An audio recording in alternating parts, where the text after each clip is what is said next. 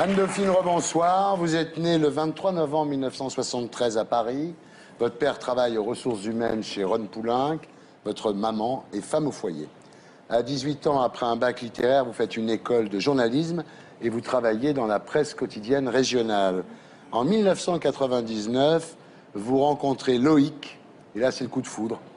Gaspard naît 3 ans plus tard. En 2004, vous accouchez d'un deuxième enfant, Thaïs.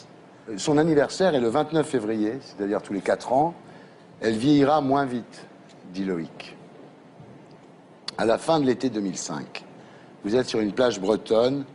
Vous découvrez que Thaïs a une démarche hésitante. Vous pensez à un problème de pied plat. Là, j'ai vu un éventail à la place d'un pied droit. Ouais. Mais il n'y avait pas vraiment de raison de s'inquiéter, sauf que ça a quand même fait tilt dans ma tête, ça m'a pas quitté. Ouais. Je l'avais toujours en tête, ce petit pied en éventail. Et puis, quelques mois après, je me suis décidée d'aller voir un orthopédiste. Rien d'alarmant chez Rien l'orthopédiste. Hein. À la crèche, on décèle des micro-tremblements dans les mains de Thaïs, mais vous mettez ça sur le compte de la présence du troisième enfant dans votre ventre, puisqu'à l'époque, vous êtes enceinte. De toute façon, elle n'avait rien, puisqu'elle était absolument Ouais. normale. Ouais. Il y avait juste ce petit pied, un petit grain Ouais. de sable dans un engrenage, mais Ouais. elle était absolument parfaite. C'était une jolie petite fille de Ouais. presque 2 ans, qui parlait, qui marchait, Ouais. qui mangeait tout. Donc, Alors là, vous consultez quand même un neurologue, vous faites une série d'examens et une prise de sang pour vous et pour votre époux, Loïc. Le jour des résultats, le médecin arrive avec un psychologue et là, vous dites, c'est pas il bon y a un signe. problème, vous êtes submergé par les larmes à ce moment-là. S'ils ont pensé bon de faire venir une psychologue, c'est que Ouais. ça va pas être bon. Alors en fait, Thaïs est atteinte d'une maladie génétique grave, la leucodystrophie métachromatique, et son espérance de vie est très limitée, vous dit-on. Alors vous demandez pour le futur enfant, celui dont vous êtes enceinte, et on vous dit 1 chance sur 4 qu'il soit atteint lui aussi, mais vous refusez le diagnostic prénatal. Pourquoi? Je suis rentrée dans cette pièce mère de 3 enfants. Je peux pas sortir mère d'un enfant, c'est pas possible. Il y a un instinct de vie qui me pousse là. J'ai ce bébé qui bouge dans mon ventre. Je me dis que la foudre tombe pas 2 fois au même endroit. Ouais. Et que ce bébé, il est là, il est en vie et quelque part, j'ai envie de lui donner la possibilité de vivre quelle que soit sa vie. Donc, Alors en rentrant, vous vous renseignez sur la maladie de Thaïs.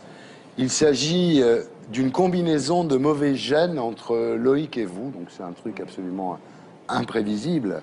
ouais. Et vous apprenez aussi, en regardant sur Internet, que Thaïs peut vivre de 2 à 5 ans. C'est une maladie qui détruit tout le système nerveux.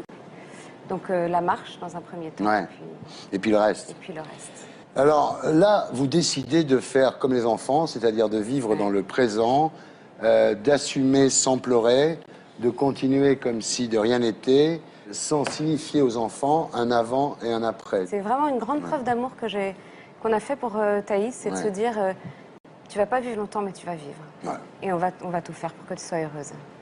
Alors, quelques jours plus tard, en consultation, les médecins vous expliquent le développement de la maladie. Ils vous disent qu'elle va d'abord plus bouger, ensuite plus parler, ensuite plus voir.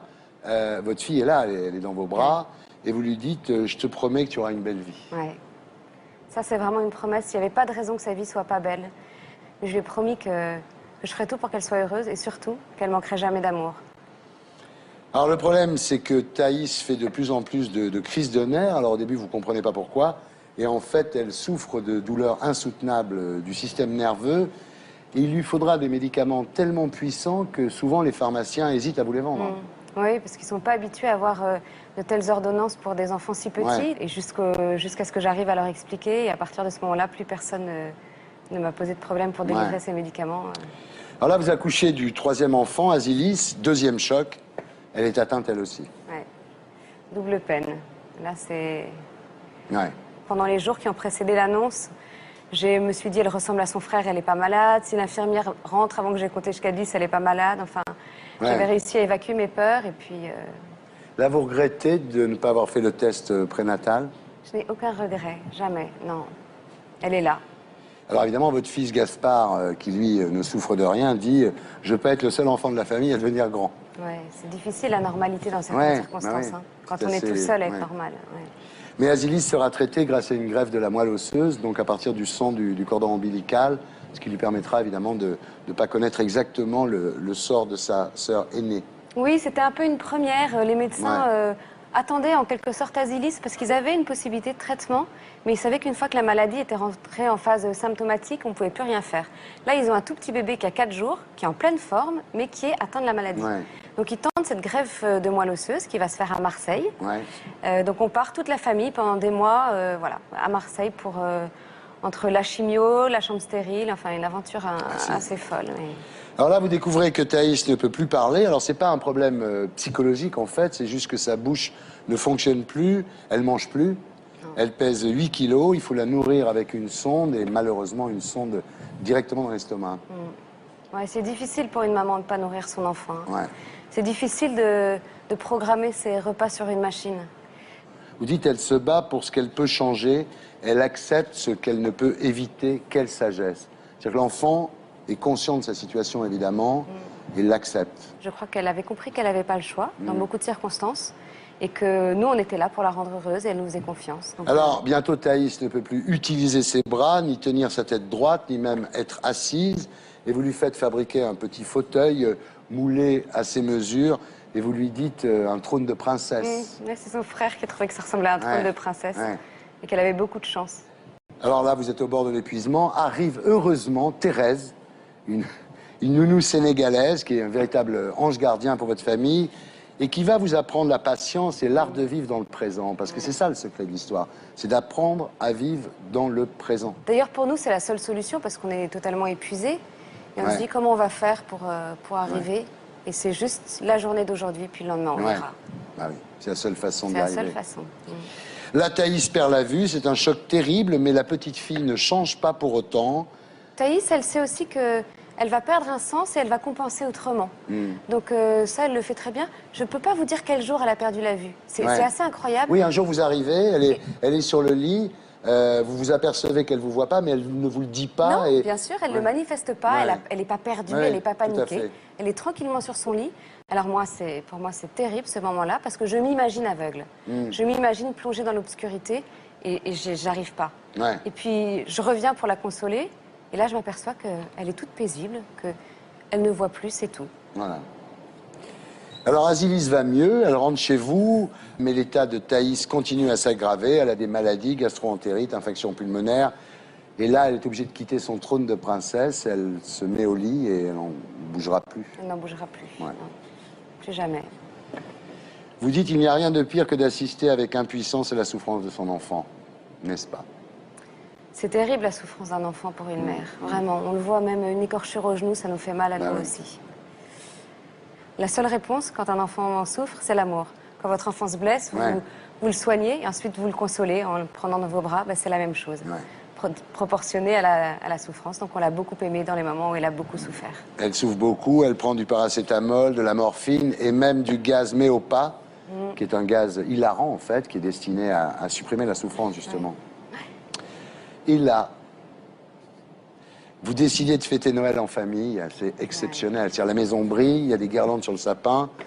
Et vous dites à Gaspard, personne n'affichera de mine triste en cette soirée féerique. Et vous fêtez Noël tous ensemble. Alors ce qui est terrible, c'est que Thaïs, elle a des bouteilles d'oxygène, évidemment, une pompe pour l'alimenter, le gaz antidouleur. Azilis est sous sa coque transparente, puisqu'elle est obligée d'être dans un milieu stérile. Et vous faites Noël comme ça, tous ensemble, quoi. En fait, elles sont même séparées, chacune dans une chambre. Parce qu'Azilis, elle vient de sortir de greffe, et elle est encore à l'isolement à la maison. On ne va la voir qu'avec des masques. Et Thaïs est paralysée sur son lit. Donc c'est deux petites filles qui vivent dans le même appartement sans se voir depuis des mois. Avec une petite fille qui va mourir. Noël approche, on décide de le fêter chez nous, dans notre appartement. Et puis c'est Gaspard qui nous demande, qui dit on ne peut pas juste ce soir se réunir tous ensemble. Alors au début on dit non, c'est pas possible avec tes sœurs d'ici. Ce soir c'est Noël, tout est possible. Et oui, c'est vrai que c'est possible. À Noël, tout est possible. Alors on met Azilis derrière un énorme masque qui lui mange tout le visage. On la met dans une coque avec un plastique, elle enlève tout ça dans la minute. On transporte Thaïs dans les bras de son papa comme la belle au bois dormant et on s'installe tous et c'est mon plus beau Noël. Bientôt, Thaïs perd l'ouïe, c'est-à-dire qu'elle perd tous ses sens, hein, les uns après les autres. Et à chaque fois, effectivement, vous découvrez cette nouvelle infirmité complètement par hasard, juste parce que vous voyez, il y a quelque chose qui tombe, elle ne réagit pas. Donc vous découvrez qu'elle est devenue sourde. Mais en fait, encore une fois, elle accepte tout ça. Alors, à ce moment-là, vous avez peur que Thaïs meure toute seule. Donc vous commencez à vous inquiéter énormément. Vous achetez évidemment un babyphone. Vous passez votre temps à écouter, à savoir.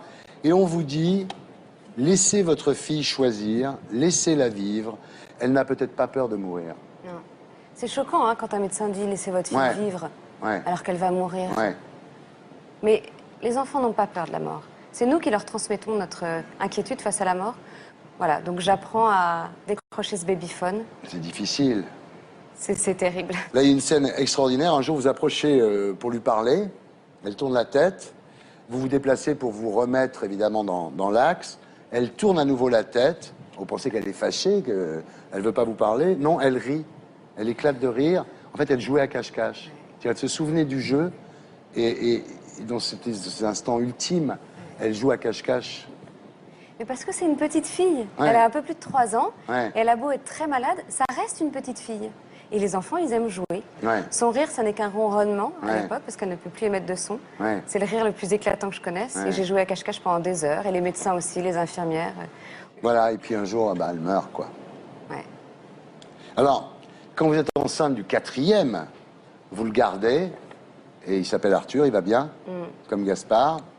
Asilis, elle, devrait pouvoir vivre presque normalement, disons. Hein. Alors, quand on vous demande comment vous faites, parce que vous dites « je crois en la vie ». Je crois au bonheur aussi. Je crois qu'aujourd'hui, j'aurais plus jamais peur de la vie. Avant, oui, parce que mon bonheur était fragile. J'étais très heureuse avant. Un bonheur insolent avec l'homme de ma vie, mes beaux enfants, mon beau boulot, mon bel appartement. Mais c'était un bonheur fragile parce que la moindre épreuve pouvait le bouleverser. Aujourd'hui, mon bonheur, il est solide, infaillible. Vous croyez en Dieu? Je crois en Dieu, oui. Ça vous a aidé? Bien sûr.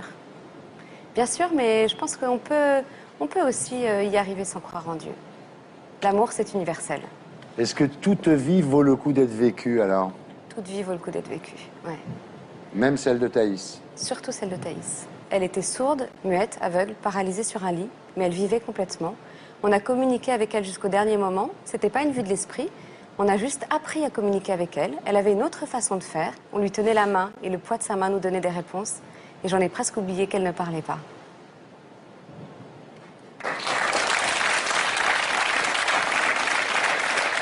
Merci pour votre témoignage, en tous les cas.